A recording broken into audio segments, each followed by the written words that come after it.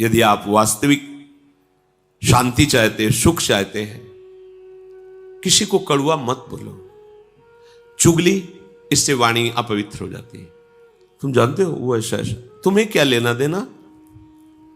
तेरे भावे जो करे भलो बुरो संसार, नारायण तू बैठ के अपनो भवन बुहार। तेरा हृदय पवित्र हो गया क्या? तेरे हृदय में नित्य विहार प्रकट हो गया क्या? अगर वो प्रकट हो गया होता तो सर्वत्र प्रभु दिखते। जब नहीं तो तू अपने को पवित्र कर, दूसरे की चुगली काहे करता है? निंदा, दोष वार्ता, गंदी वार्ता, ये सब वाणी को अपवित्र कर देते हैं। वाणी की पवित्रता है सत्य बोलो, भगवत चर्चा करो। अगर किसी को सलाह देनी, बात करनी है तो जितना ज्ञान है उत्तम, जो संतों से प्रमाणित है, शास्त्र से प्रमाणित है, वो बात बोलो। नहीं तो मौन रहो। आप संसारी पुरुष नहीं है, आप भगवत मार्ग के पथिक हैं। चाहे गृहस्थ हो या विरक्त हो, उचित संभाषण, इसके बाद शांत। व्यापार आदि में बात करना, व्यापार आदि को लेकर, वो पूजा है, क्योंकि वो कर्म अर्थ प्राप्ति के लिए हो रहा। अर्थ प्राप्ति, परिवार सेवा, ठाकुर सेवा, संत सेवा, इनके लिए तो मूलतः वो धर्म ही होगा। आप व्यापार में जो वार्ता करते हैं, आप ऑफिस में जो वार्ता करते हैं, बिल्कुल भगवत रहित दिखाई दे रही, लेकिन उसका मूल लक्ष्य है आपका कि अर्थ मिले, और अर्थ से परिवार का पोषण, साधु महात्माओं की सेवा और ठाकुर की, वो मूल धर्म ही हो गया। तो वाणी की पवित्रता सबसे, वाणी से सबसे ज्यादा अपराध बनते हैं। इस पर ध्यान नहीं दिया जाता। मनमानी जो है बोल दिया, क्या है आपको पता है? आप जो बोलते हैं वो सब आकाश में अभी स्थित है। जैसे कलकत्ता में हो रहा है प्रोग्राम, वो वाणी वहां प्रकट हो रही, वहां गाया जा रहा है, और यंत्र यहां से पकड़ रहा है। कैसे पकड़ रहा है? वो कलकत्ता जाके थोड़ी पकड़ रहा है, वो शब्द आकाश में फैल गया। अब उसके पकड़ने की सामर्थ्य तो यहीं से पकड़ लेगा वो। अमेरिका की बात यहां सुन लो तो क्या हुआ? अमेरिका पहुंच गया क्या हमारा यंत्र? नहीं, वो यहीं पकड़ रहा है, क्योंकि वो शब्द ब्रह्म में है, आकाश में फैल गया। अब उसको जहां से यंत्र से पकड़ो वहीं से सुन लो। तो ये नहीं कि तुमने बोला वो खत्म हो गया, वो सुरक्षित है। अगर वो सत्य बोला है तो उसका फल मिलेगा, असत्य प्रमाण की जरूरत नहीं, वो खुद प्रमाणित है। वाणी को बहुत संभाले। मौन बहुत बढ़िया रहता है, मौन का आश्रय लीजिए। जड़वत मौन नहीं हम कहते कि एकदम वाला नहीं, आवश्यक है जी, बोल दिया, हाँ सत्य बोल दिया। प्रपंच के हमारा लक्ष्य नहीं, प्रपंच तो हम क्यों, ग्राम्य वार्ता, लोक वार्ता, ये सब अपना विषय नहीं है। अपना विषय है अपने काम की बात करो, और वो हितकर बात करो। कोई तुम्हें कठोर वचन बोल रहा है, पलट कर तुमने कठोर वचन बोल दिया, तो तुम में उनमें अंतर क्या रह गया? तुमको तो सत्संग मिलता है ना, तुम तो प्रभु के जन हो ना, थोड़ी क्षमता तो आप अपनी बढ़ाइए। चल दिए। पहली है वाणी की पवित्रता, बहुत संभालिए, सत्संगी हो वाणी को। और हमें तो लगता है कि आप सबसे पहले बोलने के पहले एक बार राधा बोलिए, फिर बात कीजिए। आपकी वाणी खुले तो सबसे राधा, श्री राधा, हाँ ऐसा ऐसा ऐसा ऐसा ऐसा, अच्छा राधा राधा, राधे राधे, चलते। मतलब भगवान नाम के बीच में वार्ता हुई तो मंगलमयी हो गई। प्रारंभ का शब्द और अंतिम शब्द राधा होना चाहिए आपका, क्योंकि आप स्वामिनी जी के परिकर हैं। याद रखिए। सुनो, हाँ नहीं, सुनो राधा जी बोलिए। और ये हमने अभ्यास कई उपासकों से के देखा, राधा राधा राधा, हाँ ऐसा राधा राधा राधा, नाम उच्चारण। अगर उस शब्द में कोई त्रुटि होगी बीच में, वो क्षमा हो जाएगा, क्योंकि प्रारंभ और आपका अंत शब्द के बीच में राधा राधा आया। जो आप बोले वार्ता की, उसका प्रारंभ राधा था और वार्ता समाप्त हुई राधा, वो भजन के अंतर्गत आ। जो उसमें त्रुटि हुई वो राधा नाम की महिमा से नष्ट हो जाएगा।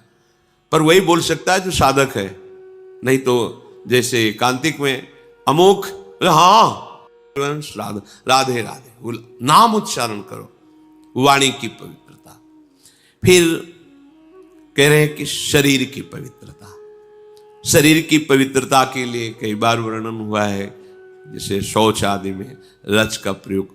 आप जैसे विरक्त हैं या गृहस्थ हैं, आपको मंत्र मिल गया है, तो अब ऐसे नहीं कि जहां मनाया खड़े लघु शंका कर दी, ऐसे चल दी। कोशिश करो। वैसे तो आजकल बोतलों में जल रखते हैं, छोटा गिलास रखा, या वो वैसे टेम्परेरी गिलास भी आते हैं, वो छोटे छोटे जो चाय आदमी पीने, वो पास है। लघु शंका गए, जल लिए, मूत्रेंद्रिय का प्रक्षालन किया, फिर हाथ धोया, फिर राधा वल्लभ श्री हरिवंश, राधा वल्लभ श्री हरिवंश, राधा वल्लभ श्री हरिवंश आचमन किया, और थोड़ा जल लेके से नाम जप करो, मंत्र जप करो, पवित्र हो हर समय। शौच गए, उतने ही कपड़े पहनो जितने आवश्यक है, जो धोने में काम आए। नहीं तो आजकल बाथरूम की व्यवस्था है, दरवाजा बंद, आप अगर बार बार कभी शौच लगे तो कमर से स्नान कर ले, यहां से हाथ धो लिए, और हर छिद्र में जल, आंख में कान में से जल ले करके, नाक में से, और कुल्ला करके पवित्र हुए, बाहर निकले, रज लगाया, तिलक लगाया, आप भगवत स्वरूप हैं, पवित्र हैं। ये जो मनमानी आसुरी भाव नहीं है, फिर बुद्धि भ्रष्ट हो जाएगी, समझ में ही हमारी बात नहीं आएगी। बात समझ लेना, अगर आपका शरीर पवित्र नहीं है, वाणी पवित्र नहीं है, मन पवित्र नहीं, तो उपासना किस बात की हो रही? बोले दिखावे की क्या जरूरत है? ये सब बहिर्मुख लोगों के वचन। तस्मात् शास्त्रम प्रमाणम, शास्त्र आज्ञा कर रहा है। कई बार मन को समझाना पड़ता है। जैसे कोई आप प्रसाद दे दें, मुख में डाल लिया, और जहां मंत्र चलाने की कोशिश करो तो पहले अंदर से अभ्यास आता है, झूठा है, नहीं नहीं, ये तो प्रसाद श्री जी का लिया है, ऐसा रज हर समय पास, जरा सा ऐसे, जरा सा एक कण भी दांत में लगा कि रज गई। अब आप मंत्र जप कर सकते हो, अगर पानी की व्यवस्था, आचमन नहीं, रज। आपको ऐसा लगता है कि जल की व्यवस्था नहीं, तो आप कहा है, आप एक झोली रखिए जिसमें चरणामृत है, रज है, आप उपासक हैं, तो आप वो रज निकाले, जरा सा ऐसे कर लिया, और हाथ में हो गया, पवित्र हो गए आप। हर उपाय है, पर पवित्र जल से, रज से।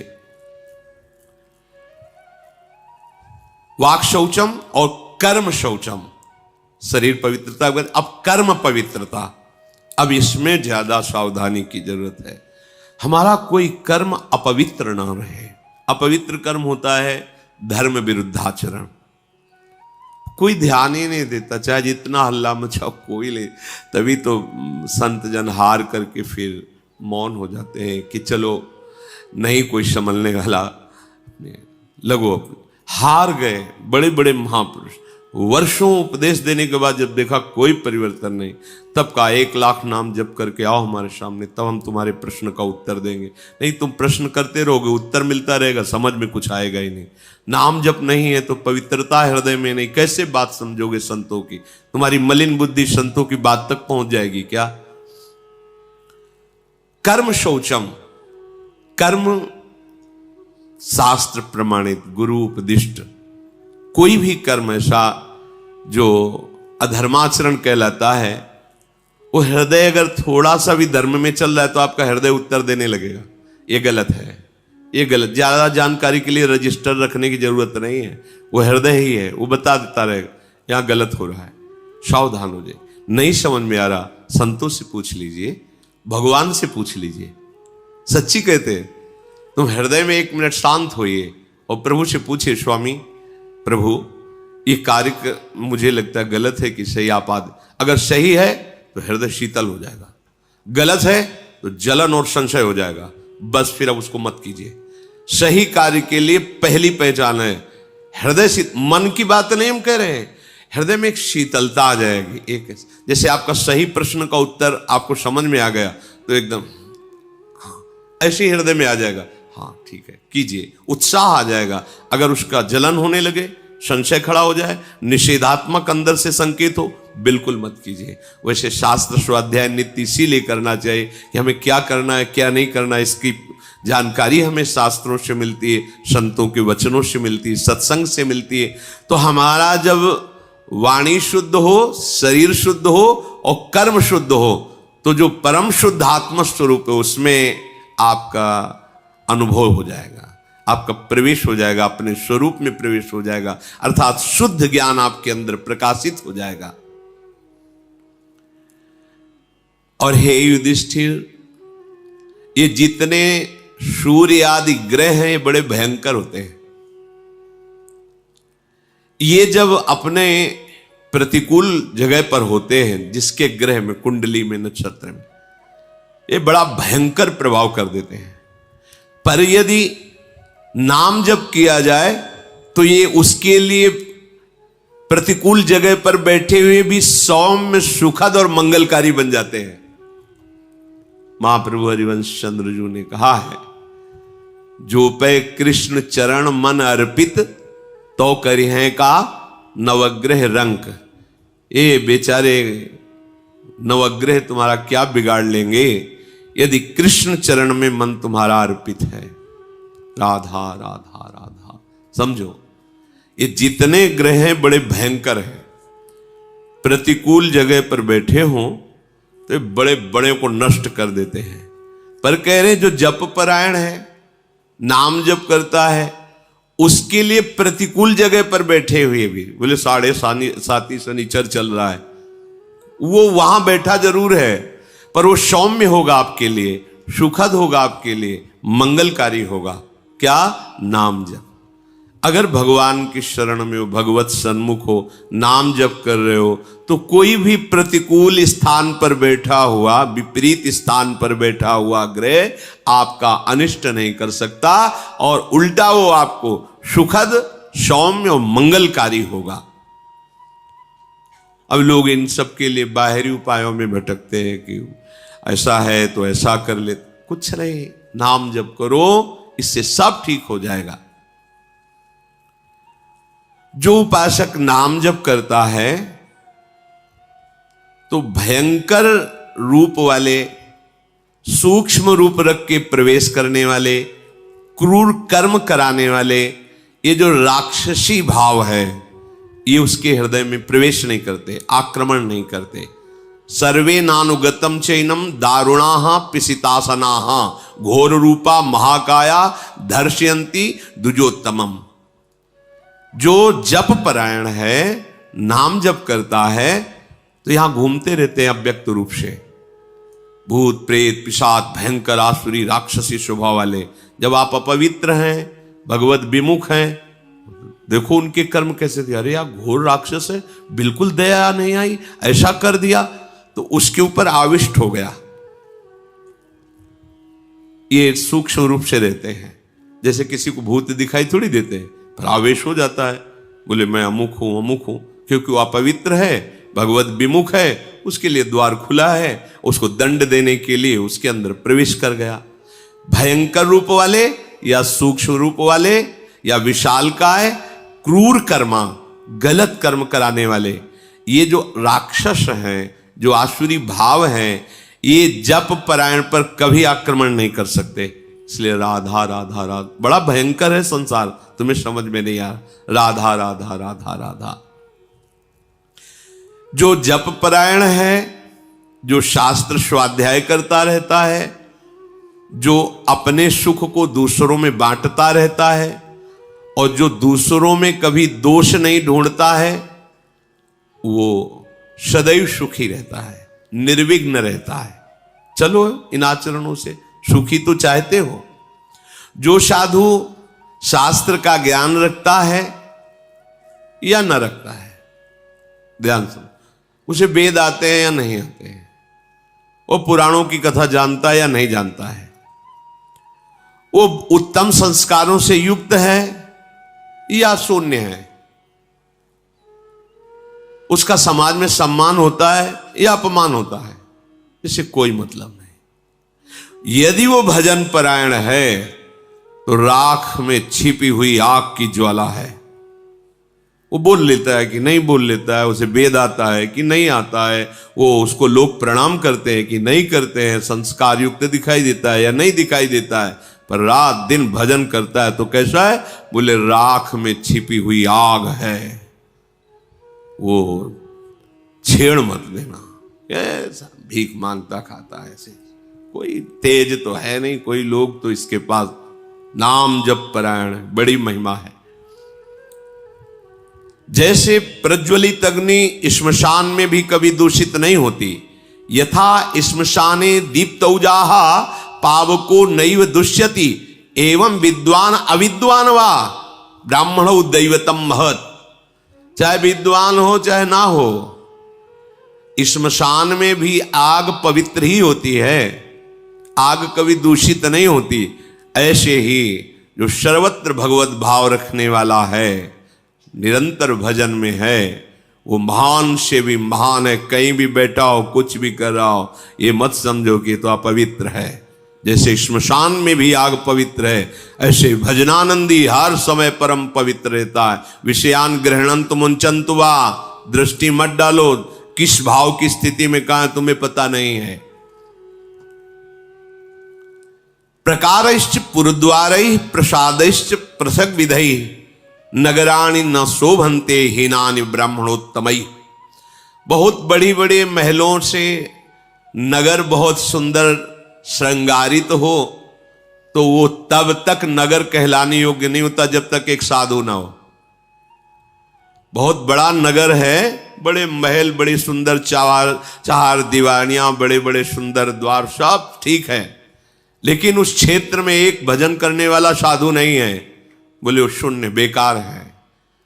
और चाहे जितना छोटा गांव या पुर भी हो ऐसा, और वहां एक भजनानंदी, वो महानगर है, क्योंकि एक भजनानंदी, तो आप सोचो ये तो भजनानंदियों का खेत है जहां आप बैठे हो।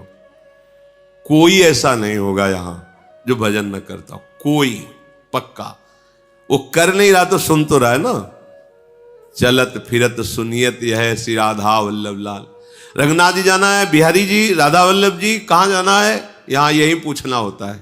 यहाँ थोड़ी पूछना होता है होटल जाना है या टाकीज जाना है, यहाँ तो यही पूछना होता है ये पथिकों से।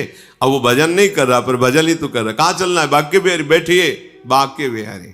हाँ नहीं, राधा दामोदर जाना, हम वहां तक छोड़ देंगे, सेवा कुंज से तुम राधा दामोदर चले जाना। पूरा चिंतन भागवतिक, चलत फिरत सुनियत है श्री राधा वल्लभ लाल, ऐसे वृंदा विपिन में बसत रहो सब काल। हे युधिष्ठिर, जिस नगर में एक भी संत रहता है, भजन करने वाला रहता है, वो पूरे नगर को तार सकता है। निकलते उठते जय सिया राम, राधे श्याम, जो भी नाम उच्चारण, देखो संत महिमा देखो।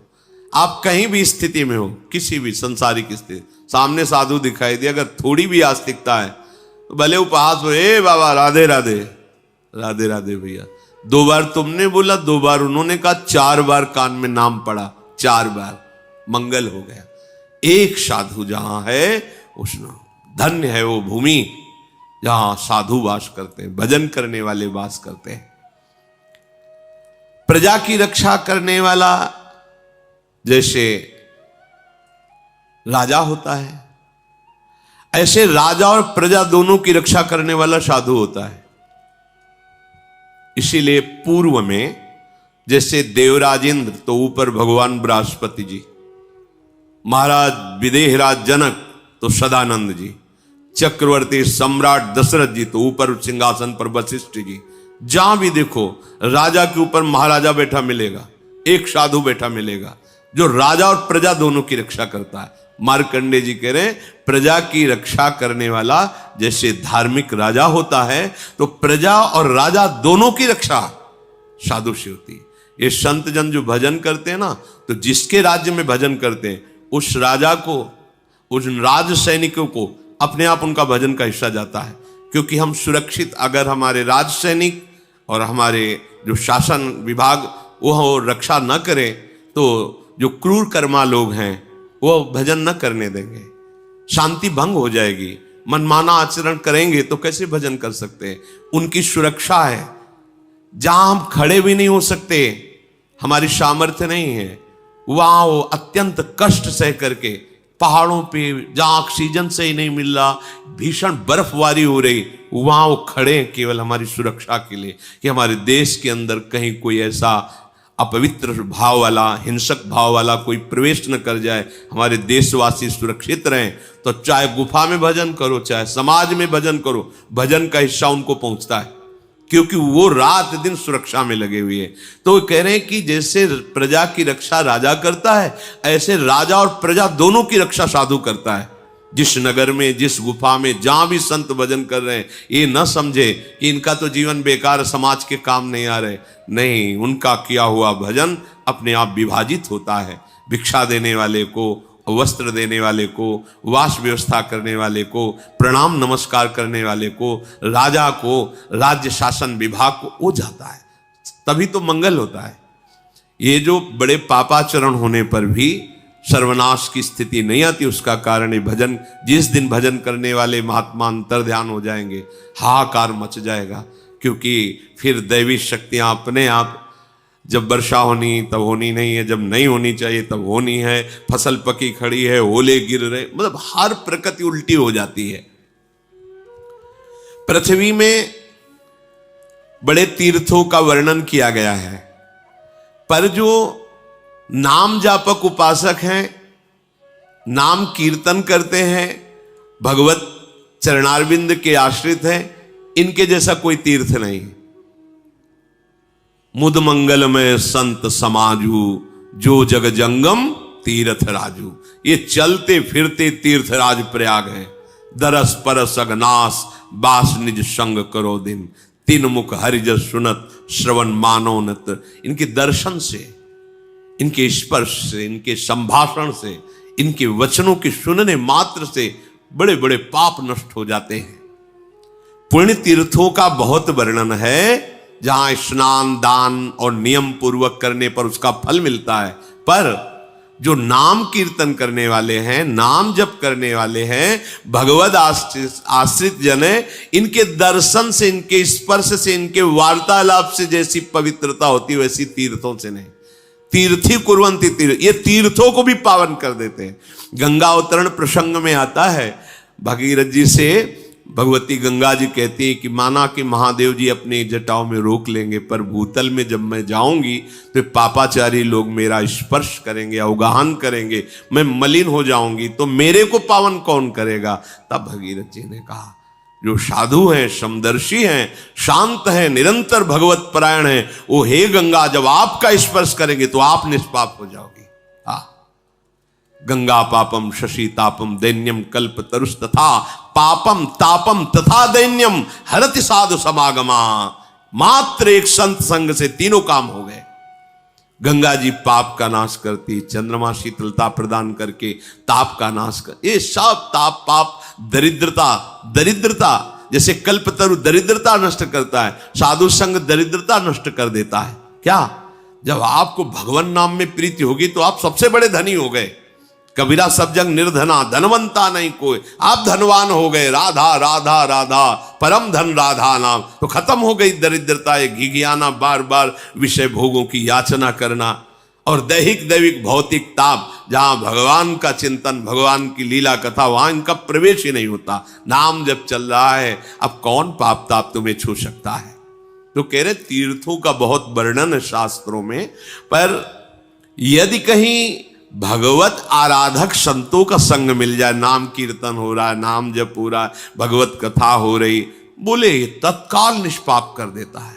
तत्काल संत दरस जी में पातक टरे, बड़े भाग से जब संतों का संग मिलता है, बस वहां अभिमान न करे, वहां ज्यादा अपनी बुद्धि न चलावे, भगवत भाव से बड़े भाग्य मिले, आज मुझे संत समागम मिला, ऐसा। साधु संग मपूतेन वाक्य भाषित वारिणा पवित्रीकृत मात्मानम संतो मन्यन्ति नित्यशः। मार्कंडेय जी महाराज श्री युधिष्ठिर जी से कहते हैं कि सत्संग से जैसी पवित्रता आती वैसी कहीं से नहीं। पर एक फिर बात, डिबिया में ही पारसमणि रखी हुई है, कहीं दूर नहीं, और डिबिया लो एक ही है, पर बीच में रुई का पर्दा है, त्रिकाल में भी सोना नहीं बन सकती। नहीं तो स्पष्ट लिखा हुआ है सेवकवाणी में, आलय बन वसत संग पारस के आयस माने लोहा कनक समान भयम। लोहे ने कौन सी तपस्या की भाई, कौन सी साधना की, पारस के स्पर्श मात्र से सोना बन गया।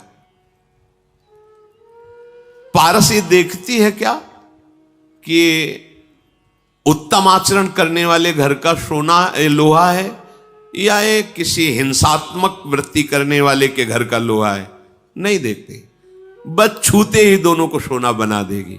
पारस गुण अवगुण नहीं चितवत, कंचन करत खरो। तुरंत उसे सोना बना देगी। पर रुई का पर्दा, कपट का पर्दा, अहंकार का पर्दा फिर पास रहते हुए भी नहीं हो पाएगा पक्का। इसलिए समझो, आपको अगर वृंदावन धाम मिला है, महापुरुषों की वाणी सुनने को मिल रही है, साधु संग मिला है, कहां बैठे हो? मतलब कितने आनंद का विषय है कि प्रभु ने मुझे अपना माना, कैसा संग दिया। केवल रहने से, सुनने से आपके हृदय में भक्ति अंकुरित हो जाएगी। यहां तो भक्ति नृत्य कर रही है। भगवत प्राप्ति वृंदावनवासी के लिए कोई प्रश्नवाचक बात है क्या? नहीं, जय रेणु पर मरिबो मंगल है। हम शरीर झूठा कुछ नहीं किया, पूरे जीवन गृहस्थी में रहे। परिवार के सदस्य जब वृंदावन वास करने तो उनको असंतुष्टता हुई, पर उनके शरीर से प्रकट हुआ पुत्र वृंदावन। तो चमत्कार लाडली जू का कि गिरे, बेहोश हुए, वृंदावन उठा के लाए गए चंद दिनों में शरीर। हम तो यार तरसते हैं इस बात के लिए कि कहीं ऐसा ना हो कि कोई रोग का ऐसा कि भैया अब ले चलो इनको दिल्ली बंबई, तो कभी ऐसा ना हो। हम तो मांगते तरसते हैं कि जब हो तो इसी रज में हो। देखो, जो मांगा नहीं, जाना नहीं, चाहा नहीं, विरोध भाव किया, लेकिन अंश है इस वृंदावन में, तो घसीट लिया और परम कल्याण। आप यहां रह रहे हो, आपके कल्याण में कोई दिक्कत होगी, बस अन्य आश्रय मत रखना। यह हमारी बातें थोड़ा कम समझ में है, अन्य आश्रय मत रखना। हम किसी और को इतना अधिकार न दे दें कि हमारे लक्ष्य पर बाधा खड़ा कर दे। भाई ये ध्यान रखना, यहां मरने मात्र से भगवत प्राप्ति, ये धाम है, परम धाम है श्री जी का। सत्संग से जितनी पवित्रता होती उतनी किसी अन्य तीर्थों से नहीं। सत्संग परम पवित्र, भगवान ने भी अपनी वाणी से कहा है, व्रतान यज्ञ छंदांस तीर्था नियमा यमा यथा वरुण देत सत्संगा। श्री भगवान की वाणी, सत्संग से बढ़कर। पर बस फिर वही बात कह रहा हूं कि बोले फिर सत्संग का प्रभाव इसके ऊपर क्यों नहीं पड़ा? ऊ सरवर सही तरण नहीं जामा। क्या करे, फूलई फरई न बेत। बांस में चाहे जितनी डीएपी लगा दो और खूब पावरफुल पानी उसमें डालो, कभी केला लगने वाला नहीं। वो बांस है, ये बांस हृदय के जो है ना, खलऊ करें भली पाई सुसंगु और मिटे न मलिन स्वभाव अभंगु।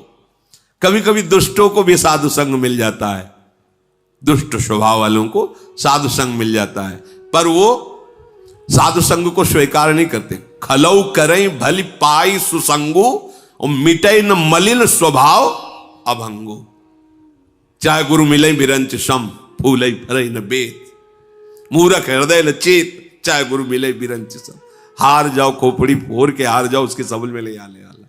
और जिनको समझ में आता है, एक शब्द सुना जीवन का परिवर्तन हो गया। मतलब आश्चर्य होता है। गृहस्थ में रहते हैं, भागती हुई रास्ते में गाड़ी खड़ी हुई और अश्रु चल रहा है, बस मैं श्री जी से यही मांगा था कि एक बार आपको लाइव देख ले, एक बार देख ले। लगता है क्या है इनका, मेरा जीवन बदल गया। हृदय की नजदीकी नजदीकी, हृदय की दूरी दूरी। अब हमारे समीप तुम्हारा शरीर है, हृदय दिए हो भोगों को, रंग नहीं चढ़ रहा। दूर है भोगों में, हृदय दिए हुआ हमारे वचनों से वो अश्रु चल रहे, वो कह रहा जीवन बदल गया। सत्संग मिला और तुम्हारा परिवर्तन नहीं हुआ, ये तो मतलब बड़े आश्चर्य की बात है कि अमृत वर्षा और आप जीवित नहीं रहे। बड़ी विचित्र बात है। साधु समागम और आपका परिवर्तन नहीं, मतलब ये सर्वाश्चर्यमय बात होती है। पर वो इसीलिए नहीं होती कि आप परिवर्तन नहीं करना चाहते। देखो कह रहे साधु संग मपूते न। साधु संग जैसा, पूत माने होता पवित्र करना, साधु संग जैसा पवित्र करने वाला कोई है ही नहीं। एक सत्संग आपका परम कल्याण करा दे, यदि उस पर आपकी स्थिति हो जाए, आचरण उतारने को हो जाए। साधु संग मपूते न वाक्य, काहे से? वाक्य सुभाषितम, उनकी वाणी को केवल आप मान लीजिए, बस सामर्थ्य उसी में बैठी हुई है, उनकी वाणी में। पवित्रीकृत मात्मानम, किसी और तीर्थ में गोता लगाने की जरूरत ही नहीं है। आत्मस्वरूप से तुम स्थित हो जाओगे, परम पवित्र हो जाओगे। संतो मन्यन्ति नित्य सा, जो सदैव संतों की ऐसी मान्यता करते हैं।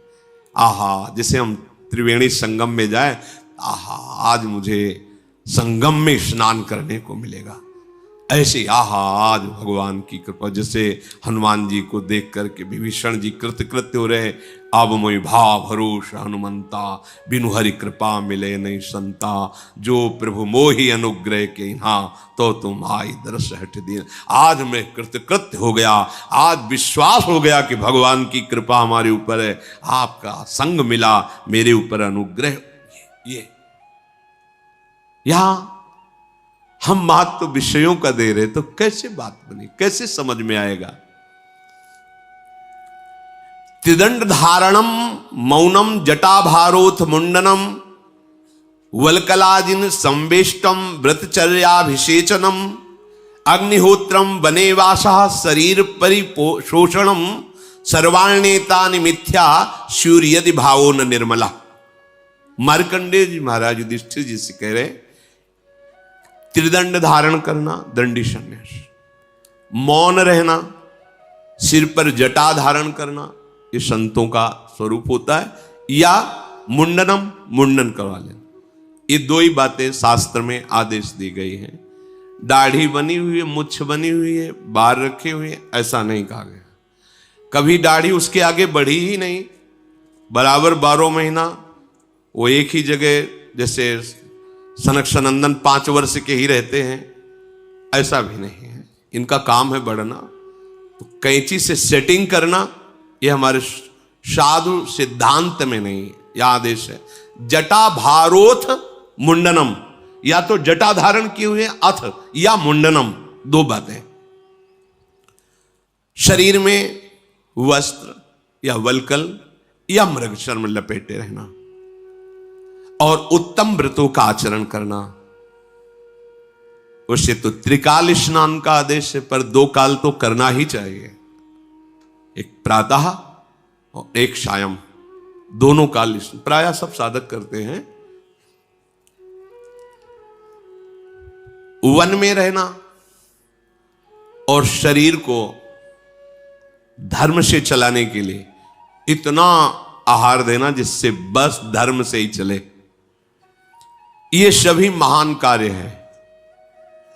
पर यदि भाव शुद्ध ना हो, भाव शुद्ध, दिखावा, दम्भ, नाटक, पाखंड, किसी अन्य, वो अंदर की बात है, अन्य में दूसरा प्रभावित होकर मेरी जटा को देखकर, मेरे भेष को देखकर, या मेरे मौन को देखकर, या मेरे फलाहार को, आदि आदि, तो कह रहे हैं कि वो मिथ्या सूर्यदि भावो न निर्मला।